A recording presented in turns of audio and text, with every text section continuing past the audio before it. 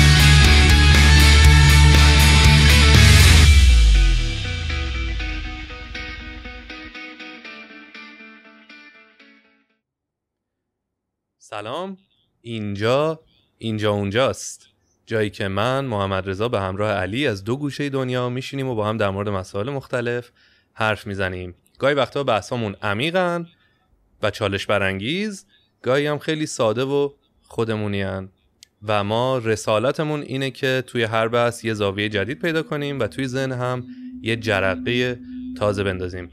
پس بهتون پیشنهاد میکنم که کنجکاو باشید تا با هم بتونیم چیزهای جدید کشف کنیم. این دومین اپیزود اینجا اونجاست که هم ویدیوکست داره، یعنی هم صوتیه و هم تصویری.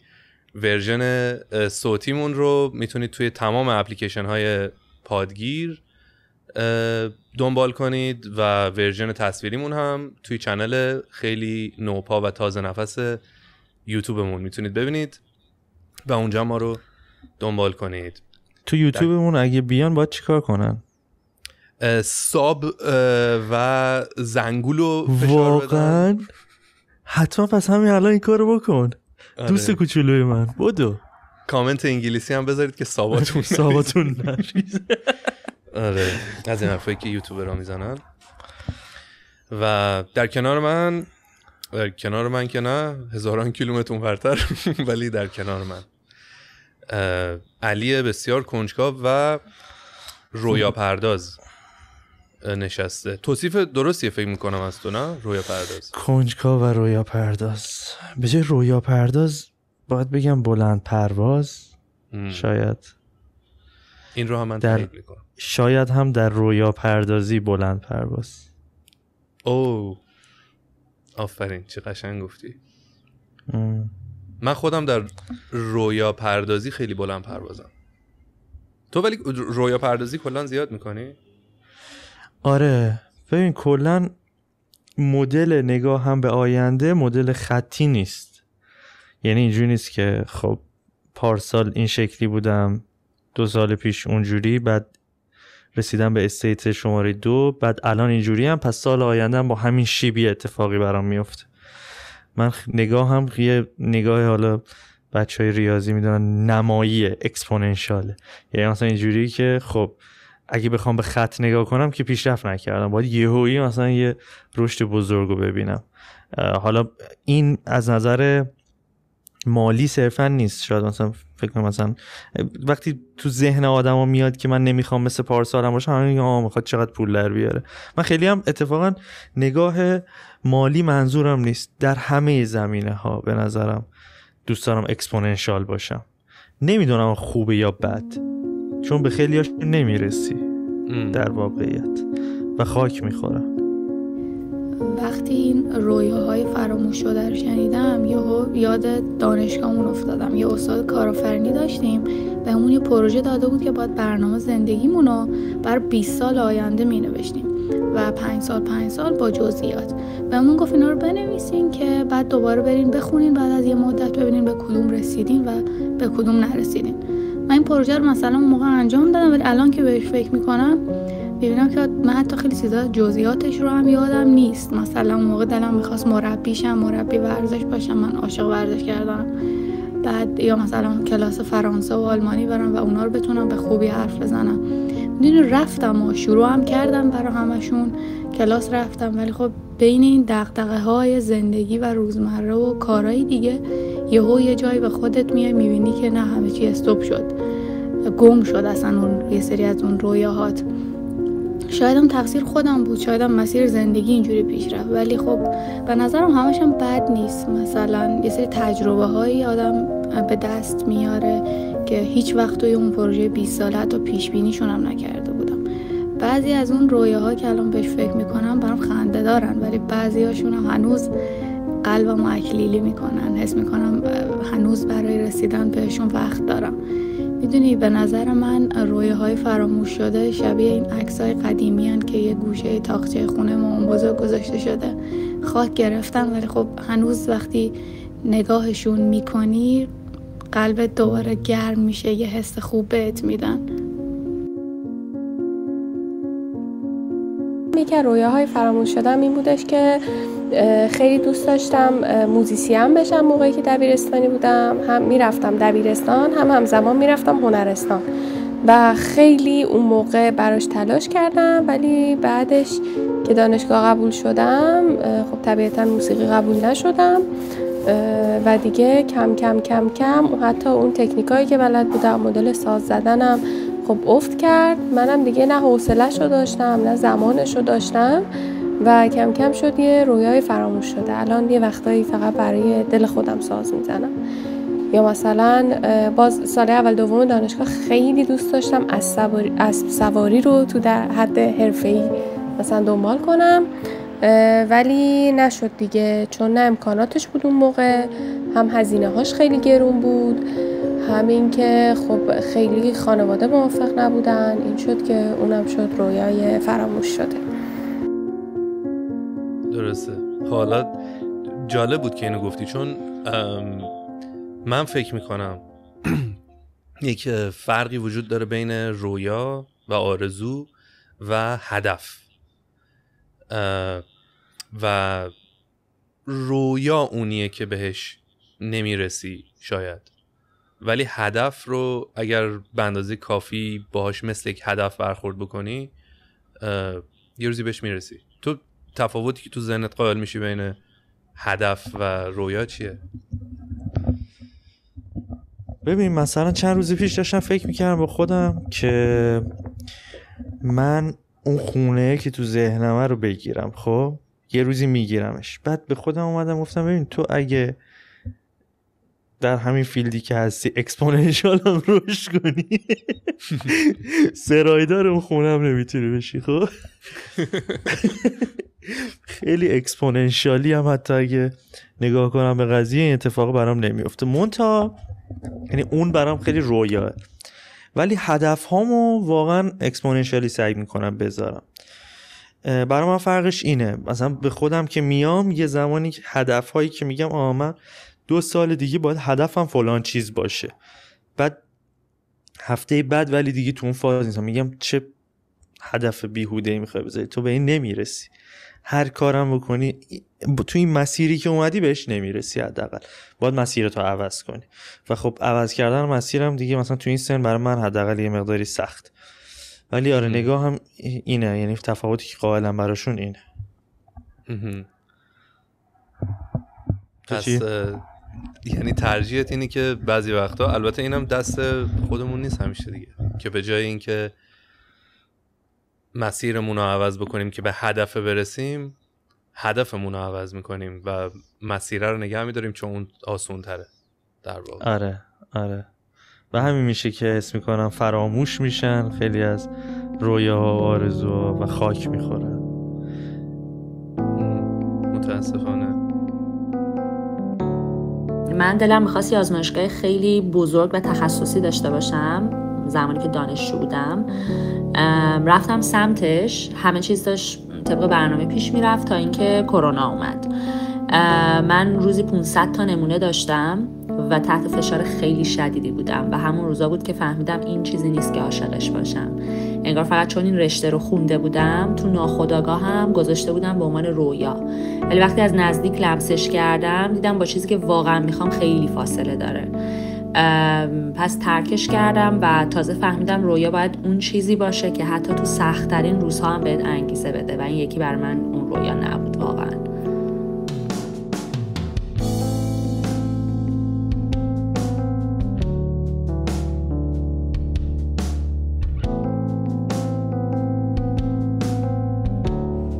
سلام. بریم سر اصل مطلب رویایی که به دستشون نیاوردیم و فراموش شده. خب فراموش که نشده، چون هم چند وقت یه بار بهش فکر میکنم، هم دارم برای شما تعریفش میکنم دیگه. همون به دستشون نیاوردیم اینجوری فکر کنم بهتر باشه. و اینه که من 10-12 سالم که بود دوست داشتم فضانورد بشم. هنوزم گاهی بهش فکر میکنم و حتی اون جایی که به بابام گفتم من آرزوم اینه رو یادم، یعنی قشنگ مشخصات محله رو یادمه و بابام مثل همیشه کلی استقبال کرد و گفت آفرین پسرم تو میتونی و اینا. ولی خب شرایط زندگی و زمان یه جور دیگه پیش رفت که من اینجام و فضانورد نشدم. اما یک نکته خیلی جالبی که چند روز پیش باش مواجه شدم و فکر کنم برای شما جالب باشه اینه که یک پسر عموی 10-12 ساله دارم که چند روز پیش داشت به هم میگفت و همینطور باباشم اونجا بود که منم دوست دارم، یعنی داشت میگفت من دوست دارم فضانورد بشم وقتی بزرگ شدم. به نظرم خیلی باحال بود که این آرزوه تو دو تا آدم مختلف توی یه بازه زمانی که با هم دیگه یه ارتباط خویشاوندی هم دارن باز اتفاق افتاده و همین دیگه. این بود آرزوی به دست نیاورده من.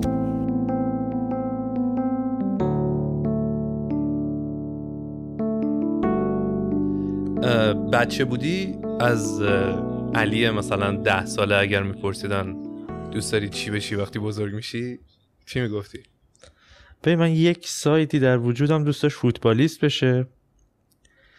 خیلی یه تایمی واقعا دوست داشتم فوتبالیست بشم، ولی در اون سنینی که باید تلاش میکردم برای فوتبالیست شدن هیچ کاری نکردم. و اینجوری نیست که بگم من خیلی برای این رویا تلاش کردم و نشد. در یه سنینی باید آماده میبودم براش، تلاش میکردم که نکردم.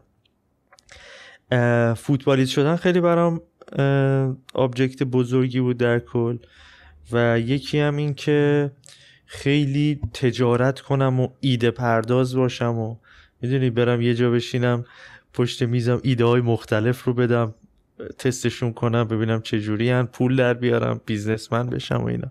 اینم یکی دیگه بود، ولی اون زمان اسم اینا رو نمیدونستم، مثلا نمیدونستم ایده پردازی یا مثلا بیزنسمن بشم یعنی چی. مثلا برم کارهای جدید کنم که مثلا پول در بیارم ازش.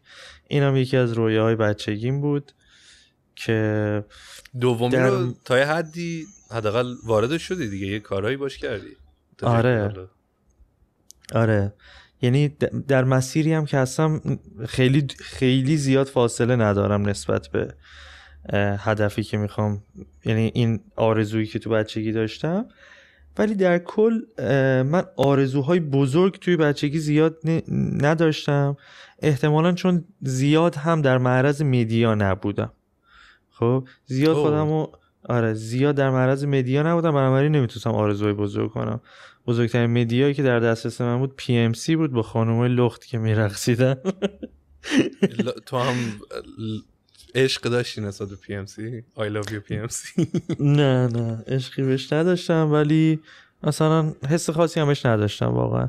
مثلا خیلی چیزاشو نمیفهمیدم، البته بچه 9 سال 10 سالم نمیفهم خیلی از این مضامینی که توی موزیکا بود و مثلا دخترای مثلا نیمه برن توش میرقصیدن یا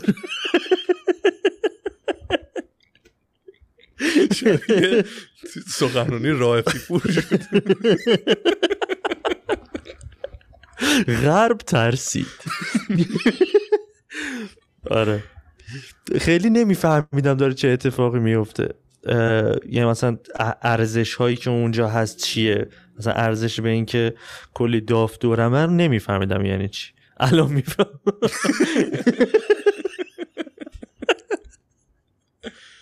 آره نه راست میگی. اصلا برای اون بچه توی اون فضایی که ما بزرگ شدیم توی اون شهر کوچیک و اینا خیلی مفهومی نداره، موضوعیتی نداشت اصلا اون ارزشایی که اونا نشونمون میدادن. متاسفانه یا خوشبختانه. آره والا رویای فراموش شده دارم، ولی حالا به دستشون نشه آورد دیگه تقصیر خودته دیگه، تقصیر منه دیگه. مثلا زیاد پیشو نمیگیرم، زیاد فقط تو ذهنم هستش. کلا نشه به دست آورد اصلا احتمالاً دیگه از دست رفته. مثلا چون عزیزی بخوای دوباره برگرده یا عضوی از دست دادی بخوای دوباره برگرده و اینا. برای من چند تا بود، چند تا هست. یکی آهنگسازیه، یعنی همش دوست داشتم یه آهنگسازه مثلا هیپ هاپ و یا رپ و اینا بشم، چون بیت دوست دارم. ولی تو همون حالت جوری بیسیک موند از بچگی، مثلا با FL استودیو و با دنسیجه و اینا کار میکردم، ولی تو همون حالت موند. تو زیادم یه تایمای فرصتش رو داشتم برم تو استودیو و با آدمای بال کار کنم، با رپرها اینا کار کنم، ولی نکردم این کارو و همونجورم موند و تقریبا دوست دارم باز همچنان.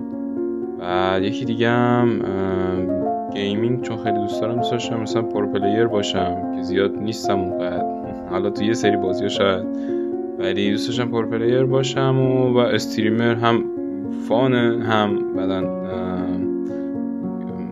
چه میدونم درآمدم داره، بعدم درآمد خوبی هم داره. استریمینگ درآمد خوبی داره، یا بری تو تیم درآمد خوبی داره.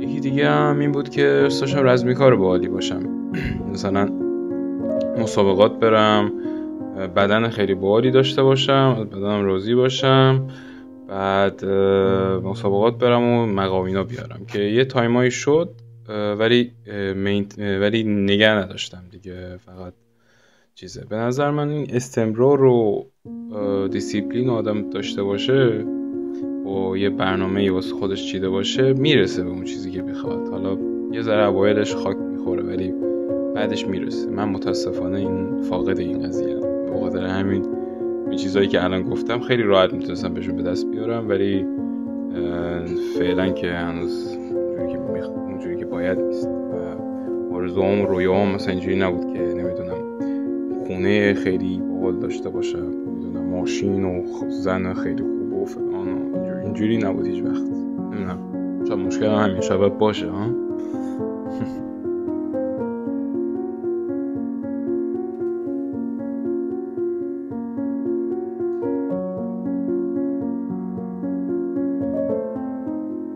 راجب رویاهای فراموش شده برای من خیلی غم انگیزه، به خاطر اینکه این اسم رویاهای فراموش شده، به خاطر اینکه برای من رویا فراموش شده ای نیست.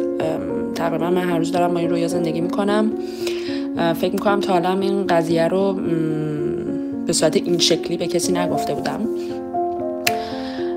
من یادم جرقه این رویا از سن 9-10 سالگی خورد، وقتی همه میگفتن که مثلا عروسی بود، مهمونی بود، رکسانا پاشو بیا وسط برقص، رکسانا عربی برقص، رکسانا رقص چاقو با تو، چون خیلی خوب میرقصیدم و قشنگ یادم دیگه اون موقع میخواستم رقاص خیلی حرفه‌ای بشم، ولی خب هیچ وقت جرئت نکردم سمتش برم، به خاطر اینکه دیگه میدونید که سال 80 و فرهنگ غالب بر جامعه ایجاب میکرد که اصلا رقاصی مگه شغله دیگه. بالاخره همه دوستام و همکلاسیام می‌خواستن دکتر و مهندس بشن و اصلا حتی جرأت اینو نداشتم به خانواده‌ام بگم، با اینکه خانواده بازی داشتم، مدرن بودم، ولی میدونی قضاوت اطرافیان بیشتر، فرهنگ اون موقع، اصلا جرأت اینو نداشتم برم به مثلا بابا یا مامانم بگم که من میخوام رقاص بشم، من نمیخوام دکتر بشم نه مهندس. و این که قشنگ یادم یه بارم مامانم فال گرفته بود و خانم فالگیر گفته بود که دختر بزرگت میرقصه و من قشنگ یادم خیلی ذوق کردم، با اینکه حالا خیلی به فال اعتقاد ندارم ولی خیلی جالب بود اون موقع، من خیلی ذوق کردم. ولی خب من هیچ وقت به این رویام نرسیدم، هیچ وقتم نرفتم به خاطر ترسی که داشتم، یعنی سمتش نرفتم به خاطر ترسی که داشتم. ولی من هر روز تقریبا با این رویا دارم زندگی میکنم. زمانی که خوابم میرقصم، زمانی که موزیک گوش میدم میرقصم، زمانی که تو قطارم به سمت محل کارم میرقصم. من همش دارم تو ذهنم میرقصم. درسته هیچ وقت تو دنیای واقعی رقاص حرفه‌ای نشدم، ولی من تو رویام همیشه در حال رقصیدنم، اونم خیلی حرفه‌ای.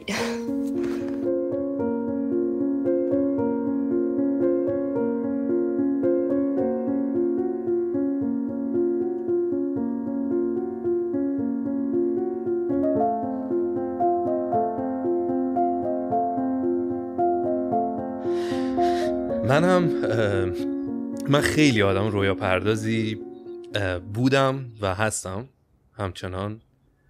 چیز بدی هم نمیدونمش. خیلی با ذهنم سفر میکنم، کلا جای عجیب غریب خیلی غیر ممکن میرم. خودم رو توی کانتکست های که میدونم هیچ وقت قرار نیست اتفاق بیفته قرار میدم و چیز بامزه برام، این لذت میبرم ازش. مثل تماشا کردن یک فیلم علمی تخیلی که میدونی هیچ وقت به واقعیت نمیپیونده ولی خب لذت میبری از اون چیزی که داری میبینی. برای منم همین شکلی رویا پردازی از بچگی هم همین جوری بود. من مثلا توی اون سنی که پسرا همه عاشق، حالا تو شاید اینجوری نبودی با توجه به شناختی که ازت دارم، پسر بچه‌ها همه عاشق سوپر هیروها هستن و عاشق اسپایدرمن و بتمن و سوپرمن و اینا هستن. من دوست داشتم خودم یه سوپر هیرو باشم، یه سوپر هیرو جدید باشم، نه دوست داشتم مثلا اسپایدرمن باشم. سوپر پاورت چی باشه؟ بهش فکر کرده بودی؟ آره حتما فکر کرده بودم، چون خیلی ذهن تخیل سیالی داشتم همیشه. مثلا نمیدونم چیزی که یادمه اینه که یعنی من خیلی اووردو میکردم همه چیز دیگه، مثلا بسنده نمیکردم به اینکه یکی دو تا سوپر پاور خاص داشته باشم مثل اسپایدرمن. مثلا میخواستم یه سوپر هیومنی باشم مثل سوپرمن، ولی در این حال همه این کارها و قدرت‌هایی که یه چیز خداگونه‌ای باشم روی زمین که همه کار رو بتونم همه چیزو با ذهنم بتونم کنترل کنم. مثلا نیاز نباشه پاشم عمل فیزیکی خاصی انجام بدم، با یک اراده ذهنی بتونم همه چیز تحت کنترل من باشه و بتونم کنترلش کنم. از این در این حد من خیال پردازی و رویا پردازی میکردم، با اینکه میدونستم هیچ وقت اتفاق نمیافته. حالا امروز جنسش عوض شده به عنوان محمد رضای بزرگسال دیگه، اونجوری نیست رویاهام، ولی بعضیاش همینقدر دست نیافتنیه. ببین رویا کلن یه بخشش اینه که یک رشته رویا و آرزو ببافی که همین فکرای آخر شبه که چی میشه من مثلا سال دیگه همین موقع فلان جا باشم، فلان چیزو داشته باشم، فلان کارو بکنم. خب و یه بخشیش رویا بافتنه، یعنی اون رشته رو بگیری مدت‌ها ببافی. میدونیم من زمانی که اینقدر بولد تو ذهنم فوتبالیست شدن و به خاطر اینکه یک سالهای زیادی از زندگیم رو این رویا رو بافتم. این رویا رو بافتم که خب من فوتبالیست میشم، فکر میکنم تو این پست خوبم، اول میرم مثل رفسنجان، بعد میرم مثل کرمان. این مسیر رو شروع میکنی رویا رو بافتن دیگه. بعد احتمالا مربی مثلا سپاهان منو میبینه خوشش میاد یک بار مثلا، بعد میرم مسیر خیلی منطقی هم تو ذهن، یعنی نه آره نه اصلا باید بالاخره محدودیت ها رو میدیدم. بعد سپاهان میدرخشم و اینا، بعد میرم استقلال، از استقلال احتمالا میرم یه تیم مثلا درجه 2 اروپایی، بعدش مثلا میرم رئال. مثلا این وقتی این رویا رو شروع میکنی بافتن، این شروع میکنه کلفت و کلفتر شدن توی ذهنت و بعد یه جایگاهی پیدا میکنه تو ذهنت. آره یک جایگاه خیلی جدی پیدا میکنه و بعد دیگه میدونی نرسیدن بهش سخت‌تر از اینه که یه رویایی که از قبل داشتی یه روز بهش فکر کردی بعد ولش کردی و میدونی یه مقایسه بزرگی بین این دوتا اینه که اون بعدن بیشتر اذیتت میکنه احتمالا. من اذیت میشم، من چون همیشه از گذشته خودم ناراحتم و خجالت میکشم. واقعا جدی من مثلا عکسای 2 سال پیشم دوست ندارم ببینم. مهم نیست اصلا چی باشه، کی باشه، تو چه وضعیتی باشم.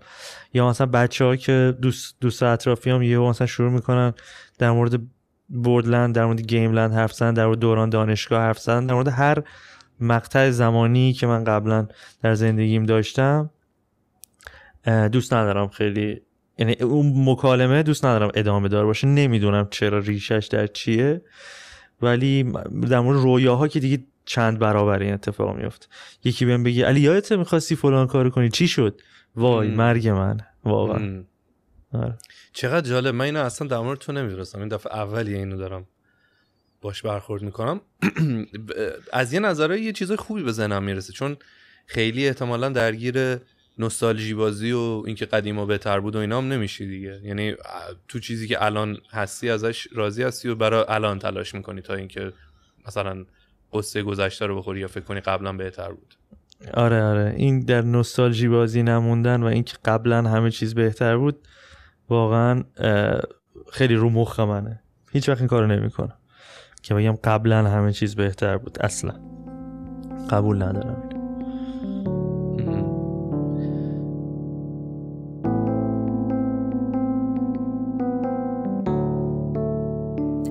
یه آرزویی که تو سن 10-11 سالگی داشتم این بود که وارد دنیای سینما بشم و خب این به صورت رویا همینطور با من بود تا اینکه 19-20 ساله شدم و یه موقعیت برای من پیش اومد به صورت خیلی جدی و حرفه‌ای و بازی توی یه سریال خیلی معروفی بود که تو زمان خودش خیلی سر و صدا کرد و معروف شد. اما خب از اونجایی که دهه 60 بودم و اولویت پذیرفتن حرف بزرگتر بود، اون پیشنهاد رو من قبول نکردم و هنوزم که هنوزه وقتی یادش میافتم و بهش فکر میکنم میگم من اگر اون رو انتخاب کرده بودم و تو اون مسیر قرار میگرفتم چقدر زندگی متفاوت میشد، اون انتخاب چقدر میتونست تاثیرگذار باشه تو جایگاه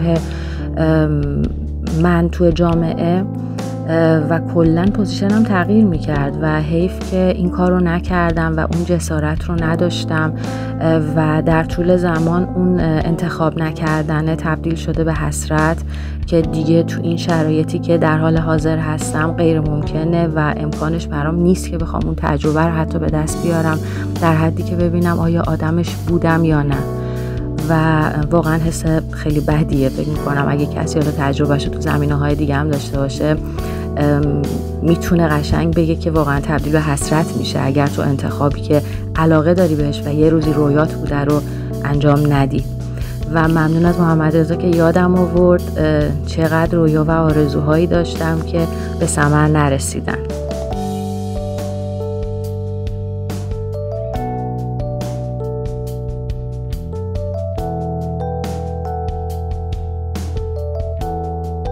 رویای فراموش شده من بسکتبالیست شدن بود. بابام بسکتبالیست بود و بسکتبالیست خیلی خوبی هم بود و بعد از اینکه دیگه نتونست بسکتبال بازی کنه مربی بسکتبال شد و بسکتبال انگار یک ورزش خانوادگی ما محسوب میشد، یه جزء جدایی ناپذیر ما بود. یعنی حتی اگه انجامش نمیدادیم همیشه راجبش حرف میزدیم، راجب مسابقات بسکتبال، راجب فلان بازیکن بسکتبال، کفش بسکتبال. و حتی روز تولد من با عددی که روی پیرن بابام تو تیم بسکتبالش بوده یکی بود و همه اینا این رویای بسکتبالیست شدن رو برای من خیلی خاص‌تر و پررنگ‌تر می‌کرد. اما مدرسه هایی که من میرفتم هیچ کدومشون بسکتبال نداشتن، یعنی فقط والیبال بود به عنوان ورزشمون و من ضربه دست خوبی نداشتم و ترجیح دادم که والیبال بازی نکنم و همه اینا باعث شده بودش که من از اون دست دانش آموزای ورزشی بیام بیرون و دیگه این فکر مثلا برم سمت بسکتبال و یا ورزش های اینجوری به ذهن خانوادم نیاد. و بزرگتر که شدم 15-16 سالم که بود یه روز بابام اومد خونه و گفتش که یه تیم نوجوان دارن مثلا میبندن و اینجور چیزا و آموزش میدن و اینجور چیزا و منم خیلی خوشحال و خندان ثبت نام کردم و رفتم، اما سن من از بقیه کسایی که اونجا بودن بالاتر بود و این حس بدی بهم میداد و بعد 3-4 جلسه متوجه شدم که من توی این کار محشر نیستم، من مثلا صرفا خوبم یا مثلا معمولیم و کمال پرستیم اجازه نداد که ادامهش بدم و همونجا خداحافظی کردم با همه چیش. ولی هنوزم وقتی که مثلا یه سریار میبینم که دارن با توپ بسکتبال بازی میکنن یا اصلا بسکتبال میبینم و اینجور چیزها، خیلی احساس عجیبی بهم دست میده.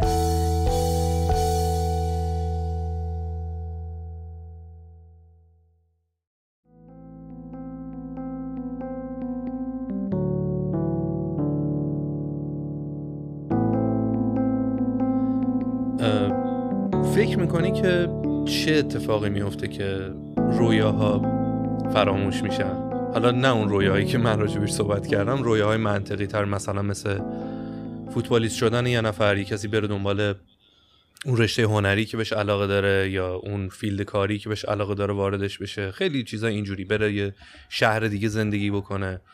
چی باعث میشه که اون اتفاق بیفته؟ محدودیت‌های جامعه و دور اطرافمونه یا کمکاری از خودمونه؟ چیه علتش فکر میکنی؟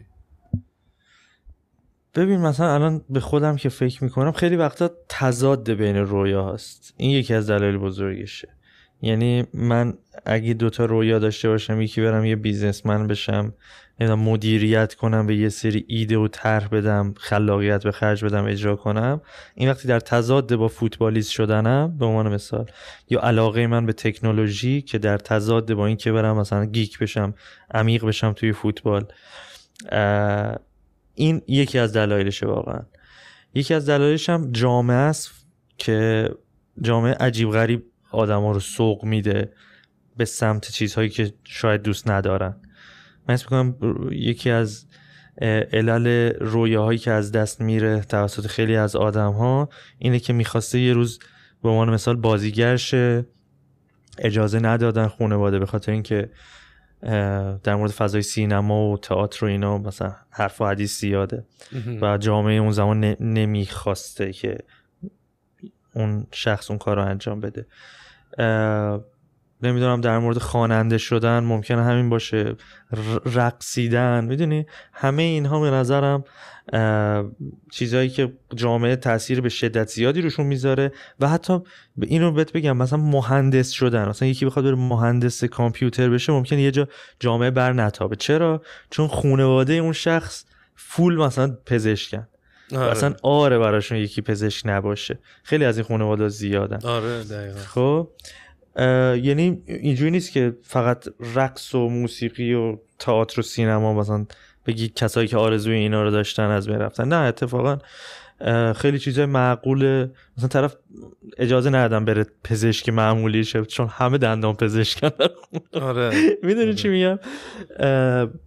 واقعا دلایلش یکی فرهنگی و خانوادگی میدونم، یکی تضاد رویاهاست و کمکاری هم خب طبیعتا هست. کمکاری خود ما هم هست. فکر میکنی الان که یه ذره آگاهی بخشی بیشتر شده، نقش مثلا تکنولوژی بیشتر شده، ما به قول تو میگی مثلا حرف و حدیث در مورد دنیای نمیدونم سینما و تئاتر زیاد بود یه موقعی، الان شاید یه مقدار آگاهی بیشتر در این موارد، امروز رویاهای کمتری فراموش میشن، حداقل تو این زمینه‌های خاصی که آگاهی بخشی توش بیشتر شده؟ نمیدونم. ببین ممکنه نگاه این باشه که اتفاقا رویاهای جدیدتری شکل میگیرن وقتی دنیا این شکلی میشه. خب آره رویاهای جدیدتری شکل میگیرن که من الان که AI هست پس میتونم یه ابزار این شکلی داشته باشم در آینده که فلان کارو برام نونم بره بخره. خب میدونی یه رویا پردازی بزرگ انجام. حالا من که تو کامپیوترم دارم، توی تکم دارم اینو میگم. خیلی ها ممکنه با تو کامپیوتر تو سی پی یو هستم، اون بخش کلاک هستم دارم فتچ و دیکود میکنم. آره ریدی تو مخلص کلام. آره نه رویاهای جدید شکل میگیره. مثلا من پیش اومده واسم که با یه آقا پسر خیلی جوون متولد مثلا 87-8 صحبت میکردم در مورد اهدافش و آرزوهاش و اینا. میگفت دوست دارم کارآفرین بشم. مثلا این یه چیزی بود که من توی بچگی مثلا نمیدونستم یعنی چی، نمیدونستم چیه واقعا. فکر کنم اسم یه بانکه.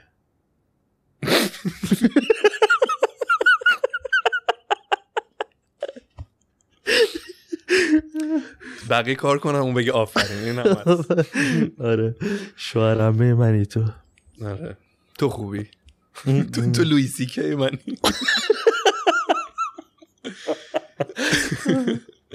آره خلاصه مثلا این و باشی صحبت کردم، گفتم خب تصور چی از کارآفرینی میخوای، مثلا چه چیزی تجسم میکنی از کسی که کارآفرینه؟ گفت ایلان ماسک. دوست دارم همونقدر بزرگ باشم، همونقدر ثروتمند باشم، همونقدر قدرتمند باشم. خب اینا چیزایی بود که اصلا ما شاید بهش فکر نمی‌کردیم در بچگی. حالا تو مثلا چیزی که گفتی یه ذره شبیه به این بود ولی اسمی براش نداشتی یا اصلا هیچ مکانیزمی تو ذهنت نداشتی برای اینکه این کار چه جوری اتفاق میفته یا چه کسایی هستن که این کار دارن انجام میدن در دنیای بیرون. ولی مسیر رسیدن بهش چیه؟ من هنوزم مسیر رسیدن به خیلی چیزا رو نمیدونم. مثلا راننده های مترو.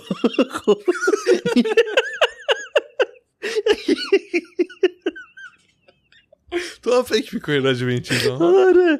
کجا باید بری بگی من میخوام این کار انجام بدم؟ آقا من به کار علاقه دارم، آموزش من میدونی. یکی راننده مترو رو نمیفهمم، یکی خلبان‌های مسافربری رو تا چند وقت پیش نمیدونستم.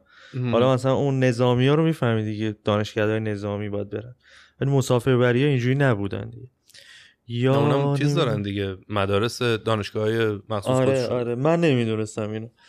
بعد هیچ وقت به ما نیومدن بگن اصلا. من نباید به عنوان یه جوون میدونستم که میتونم اون مسیر رو هم انتخاب کنم. آره آفرین دقیقاً. آره و خب این به خاطر شاید محرومیتی هم بود که توی شهر و استانمون بود و نه بعید میدونم مثلا نسل ما هیچ آموزشی بهش داده نشد در مورد مسیرهایی که میتونه طی کنه. 3-4 تا مسیر مشخص بود از طریق رشته‌های دانشگاهی مشخص از پیش تعیین شده و این شاید الان که دارم بهش فکر میکنم از خیلی رویاها هم ما رو محروم کرد. یعنی ما اصلا نتونستیم به اندازه کافی شاید رویا پردازی کنیم که من چه کارهایی میتونم بکنم، میتونم راجبش اصلا رویا پردازی کنم، که از اونها هم محروم شدیم دیگه. یا همین کارآفرین شدن الان واضحه برای یک بچه‌ای که داره ایلان ماسکو میبینه، میره مسیر زندگیش رو راحت سرچ میکنه، میفهمه و میفهمه که چجوری میشه به اینجا رسید. یا حتی روش‌های دانشگاهی داره برای رسیدن به همچین چیزی. ولی خب زمان ما فقط میدونستیم باید درس بخونیم، مثلا درس بخون دکتر شو، درس بخون مهندس شو. اصلا هنوز هم این لغلقه دهان هم هست، دیدی میگن. آره اصلا حتی اونقدر هم اهداف میان مدت هم برامون تعیین نمیشد به نظر من. یعنی اهداف خیلی کوتاه مدت، درس بخون، این امتحان رو نمره خوب بگیر، اینو 20 شو.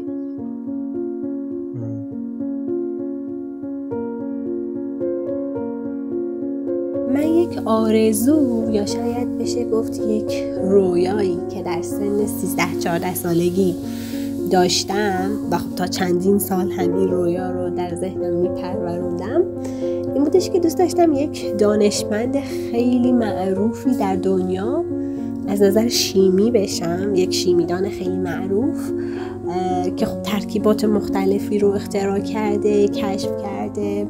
و حتی یادم کلاس دوم راهنمایی یکی از معلمامون مثلا ازمون میپرسید که دوست دارین در آینده چه کاره بشین و ما مثلا روی برگه باید مینوشتیم. من مثلا نوشته بودم دانشمند شیمی.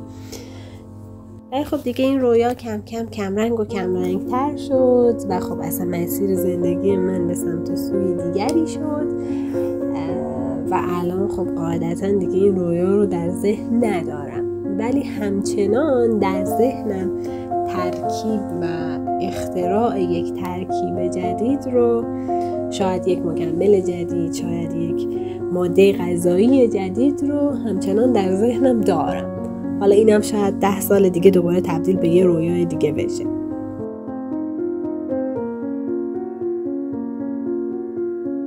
واقعیت هرچی فکر میکنم میبینم که تا الان به هیچ کدوم از چیزایی که مثلا دوست داشتم یا حالا اینکه تا الان نرسیدم به عنوان یه چیز از دست رفته نگاه نکردم.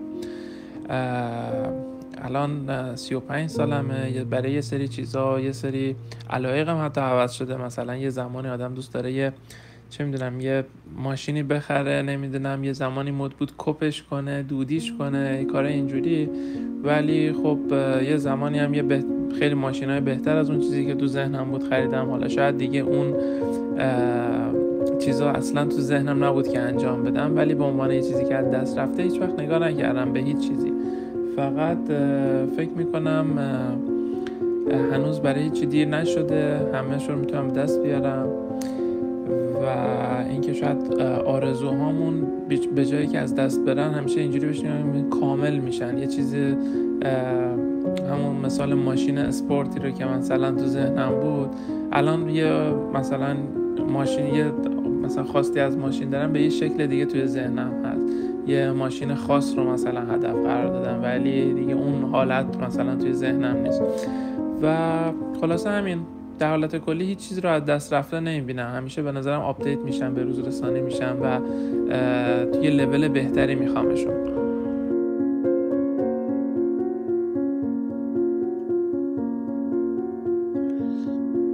ببین من فکر میکنم که بعضی وقتا رویاهایی که از دست رفتن الزامن هم بد نیستن که از دست رفتن، الزامن هم بد نیست که دارن خاک میخورن. خیلی وقتا ممکنه تو یک رویایی رو یه زمانی داشته باشی، بعدن یهو به خودت بیای ببینی اوه من اینو اوور رویا کردم. مثلا آرزوی داشتن ماشین داشتم، مثلا آرزوی داشتن یک موتورسیکلت داشتم، الان هواپیما شخصی دارم. میدونی یه زمانی واقعا به خودت میبینی این شکلیه، یه زمانی هم این خاک خوردن اینا باعث میشه تو مسیرهای بهتری رو ببینی. اگه میچسبیدی به اون رویاه شاید به هیچ جا نمیرسیدی. یا مثلا کسی که توانایی، واقعا میگم توانایی و زیرساخت مهاجرت از ایران رو نداره و دائما پیگیر مثلا یه دختر خانومی که پیگیر رویای خوانندگی توی ایرانه که کنسرت بذاره و اینا، این اگه این رویاش احتمالاً خاک بخوره خیلی غم انگیزه. خب ولی در زندگی شخصیش ممکنه الان بره یه کاری انجام بده که با اون هم خوشحال باشه و بتونه به اهداف دیگه زندگیش برسه، به رویاهای دیگه زندگیش برسه. یه رویای غم انگیز داره که داره خاک میخوره. یعنی میگم همه چیز انقدر یک بعدی نیست که ما تو کتابا داریم میخونیم، تو داستانا. وای مثلا یکی احتمالاً با این حرف من اینجوری فکر میکنه که یعنی چی یه دختری که تو ایران نمیتونه چیز بشه تو داری میگی بهتر که نشد. خب داره اینجوری مثلا احتمالاً تو دلش فکر میکنه. من میگم آره من که الان نمیتونم، یعنی من با صحبت کردنم یا نمیتونم در آینده برم بجنگم با این وضعیت. اگه بتونم میجنگم، ولی الان با صحبتم که نمیتونم چیزی رو عوض کنم. اون آدمه من خوشحالم که نشده، چون اگه میرفت تو اون مسیر احتمالاً همه رویاهای دیگه‌شو از دست میداد، هیچ به این رویاش هم نمیرسید. ولی میتونه یه مسیری رو انتخاب کنه که بره توش موفق شه. خیلی هم موضوع سنسیتیوی گفتم، خیلی موضوع حساسی رو گفتم، خیلی هم ممکنه نه این چی کاش نمی خودم آره. هزار تا چیز دیگه هم هست. مثلا کسی که خانواده‌اش مثلا توان مالی ساپورت کردن این که این آدم بره فوتبالیست بشه، مثلا تا سن 19-20 سالگی توی ایران باید مثلا از جیب بخوره و کار نکنه و همش زحمت فوتبال اینا رو بکشه. اگه نرفته به اون سمت، خب رفته یه کاری پیدا کرده که درآمد ایجاد شده، تونسته مثلا خانواده‌اش رو از اون فقر نجات بده. میدونی چی میگم؟ و الزاماً بد نیست خاک خوردن و از دست رفتن رویاها به نظر من. این موضوع غم انگیزی نیست، چون تو جملات اول وقتی داشتیم در مورد رویاهای از دست رفته صحبت می‌کردیم گفتیم آره متاسفانه. به نظر من غم انگیز میتونه باشه، خیلی وقتا هم متاسفانه داره ولی خیلی وقتا هم نداره، خیلی وقتا خوشبختانه داره. من فکر میکنم که ببین وقتی راجع به رویاهای فراموش شده یا رویاهای از دست رفته صحبت میکنیم، کسی که اون رویاش رو از دست داده این تنها رویای زندگیش نبوده قطعا، در تکمیل حرف تو میگم. و از دست رفتن یک رویا فضایی رو باز میکنه برای به وجود اومدن رویاهای جدید، گامهای جدید که توی زندگی آدم برداره. میگن آدمی به امید زنده است دیگه. و این رویا پردازی همیشه وجود داره. تو راجع به آینده خودت همیشه برنامه‌ریزی میکنی، امیدواری و رویا پردازی میکنی. ولی برای خود اون شخص، چون به هر حال دوست داشته که اون رویایی که تو ذهنش پرورونده بوده رو بهش برسه و یه روزی بتونه اونو در واقع بهش تحقق ببخشه، متاسفانه داره به نظرم و ناراحت کننده هست. هر چقدر بخوایم باش منطقی برخورد کنیم، تو دوست داشتی فوتبالیست بشی و شاید اگر فوتبالیست بودی اصلا اینقدر خوشحال و راضی نبودی یا تو زندگیت. اصلا کی میدونه که چی بود شرایط اگر تو فوتبالیست بودی یا هر چیزی. ولی به هر حال یه چیزی بود که تو دوست داشتی شانس امتحان کردنشو داشته باشی و بعد تو حداقل شانسشو داشتی. حالا یا شرایط اجازه، یا مثلا شرایط با محدودیت‌های کم اجازه نداد تا انجامش بدی، یا خودت تلاش زیادی براش نکردی، چیزایی خودت توضیح دادی. بعضی رویاها خیلی سختگیرانه ما رو محدود کرده که بهش برسیم و این خیلی غم انگیزترش میکنه. و شاید نمیدونم، نظر منه، درستم شاید نباشه خیلی راجع به رویاهای بقیه آدم، چون جای آدما نیستی دیگه، میدونی هر کسی یه جوری ذهنش عمل میکنه و آره و آدما متفاوتن. هر کدوم از اون آرزوها اگر که آرزوها اگر که به واقعیت میپیوستن میتونست کاملا زندگی رو عوض کنه واسه من. به چه نحوی نمیدونم، چون که نرسیدم بهشون و نمیدونم، شاید خیلی خیلی خوب میشد و کلا زندگیمو از این رو به اون رو میکرد. شایدم اصلا اونجوری که انتظارشو داشتم پیش نمیرفت و باید برمیگشتم و دوباره یک مسیر دیگه رو انتخاب میکردم. ولی از این چیزی که الان هستم و دارم خوشحالم. ولی کن اون چی میشد اگه ها و کاش ها و اینا هنوز هستن و خواهند بود، چون که نمیدونی اون موقع چی در انتظارت بود اگر که اون چیزا اتفاق می افتادن. ولی حالا فراموش میشن دیگه، میگیم رویاهای فراموش شده و واقعا هم بعد از این مدت حس میکنم فراموش میشن، ولی یه جایی میمونه اون تهمه ها.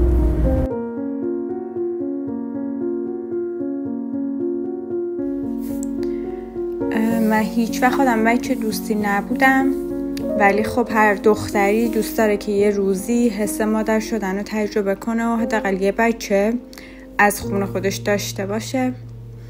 و خب من همیشه یه سری معیارهایی داشتم برای اینکه حداقل یه بچه داشته باشم از خودم، و به خاطر اینکه خب خیلی چیزا به عنوان یک مادر در کنترل آدم نیست و خب به عنوان یک مادر تو نمیتونی یک سری اتفاقات و یه سری معیارها رو توی زندگی بچت کنترل کنی، ولی خب یک سری چیزا هستن که در کنترل تو هن و تو میتونی انتخابشون کنی. و خب فاصله سنی کمم یکی از معیارهایی که من همیشه بهش فکر میکردم و برام مهم بود و حالا خیلی چیزای دیگه. ولی خب با توجه به مسیری که تو زندگیم داشتم و اتفاقاتی که برام افتاد و در کل به عنوان یک زن ایرانی الان دیگه خیلی این رویا رو از خودم دور میبینم دیگه. واقعا فکر نمی کنم که هیچ وقت برام اتفاق بیفته، به خاطر که به نظرم مادر شدن به هر قیمتی درست نیست و الان دیگه جزو اون چیزاییه که من بر خودم متصور نیستم دیگه. اصلا کلا سعی میکنم خیلی فکرم نکنم و دیگه خیلی از خودم دور میبینم این مسئله رو. امیدوارم که به رویاهای درستمون برسیم دیگه. دم شما گرم. توی این اپیزودم حالا صدای بچه ها رو داشتیم، خیلی جالب بودن و خیلی شنیدن یعنی تجربه باحالیه شنیدن صدای بچه ها و برای من جذابه. دیگه در انتهای ویدیو هم بگم که توی یوتیوب هوامون رو داشته باشین، کامنتاتون رو دایرکت نیاین پیام بدین بهمون بگین، برید کامنت بذارین واقعا توی یوتیوب برامون، احتمالا برامون خیلی بهتره. مرسی از شما. مرسی از همگی، دمتون گرم و خدا نگهدار. خداحافظ.